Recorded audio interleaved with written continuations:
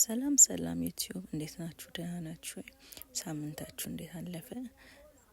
እኔ ደህና ነኝ። ዛሬ ደግሞ እስኪ ቆንጆ የሆነ መኮረኒ በስጋና በድንች እንሰራለን። የጋለ መጥበሻችን ላይ ዘይታችንን ካረግን በኋላ ድንቻችንን በምታዩት መልኩ ከታትፈን አነሳ አርገን ከታትፈን እናንተ በተመቻችሁ ሳይዝ ትችላላችሁ። እኔ በዚህ መልኩ አድርጌዋለሁ። ብዙም ሲተልቅ ያው ደስ አይልም። እሱን ጠበስ ካረግነው በኋላ በጣም ሳይደርቅ ትንሽ ከለሩን ለወጥ ሲያረግ ሽንኩርታችንን እንጨምራለን ማለት ነው። ሽንኩርታችንን ደግሞ እየከደንን አብረን ጥብስ እናረገውና ሽንኩርታችን መጠበሱን እርግጠኛ ስንሆን ቲማቲማችንን እንጨምራለን። ቲማቲሙ በምታዩት መልኩ እየተቆላላልኝ ነው። ትንሽ ቲማቲሙ ውሃ እንዳይል ወይም የቲማቲም ቃናው በደንብ እንዳይወጣ ትንሽ መቁላላትና መጠበስ ይኖርበታል ማለት ነው። ስለዚህ ቲማቲሙ ላይ ትንሽ ቆይታ እናደርጋለን ማለት ነው። እንደዚህ ጥብስ ብሎ ያው ያስታውቃል። ውሃውንም ምጥጥ እያደረገ እየተጠበሰ ሲሄድ ራሱ ያስታውቃችኋል።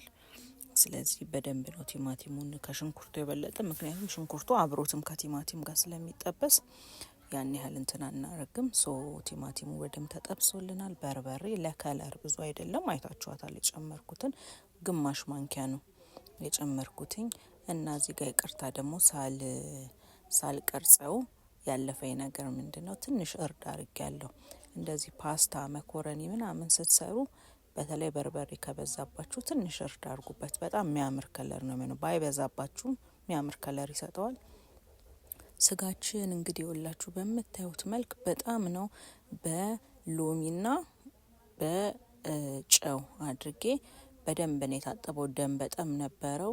አይ ቲንክ እሱን ቪዲዮ አላስገባውትም መሰለኝ። ደሙ የተንጠባጠበውን በጣም ነው ደም ያለውና ለዛ በደንብ ስለታጠበ ነው የነጣባችሁ። ውሃ ጠብ እያደረግን እንግዲህ ስጋውም እንዲበስል በርበሬያችንም ትንሽ እንዲቁላላ እንደዛ ውሃ ጠብ የፈላ ውሃን የጨመርኩት። ጨው አድርጌያለሁ። እዚህ ጋር ጨዋችንን ካዋሃድን በኋላ እስኪ እንክደነውና የተወሰነ ደግሞ ይጠበስልን ማለት ነው። ስራ እንዴት ነው ግን? እናንተ ደህና ናችሁ ወይ? ህይወት እንዴት ይዟችኋል? ልጆች ያሏችሁም ከልጆች ጋር እንዴት ነው ያላችሁበት ሁኔታ?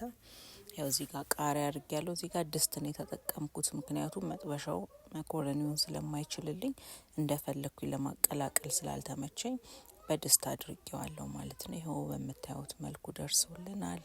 መኮረኒያችን በእውነት በጣም የሚጣፍጥ መኮረኒ ነው። ኖርማሊ ፓስታም መኮረኒ በስጋ ሲሆን ቆንጆ ነው። ድንችም ግን ጨምሩበት።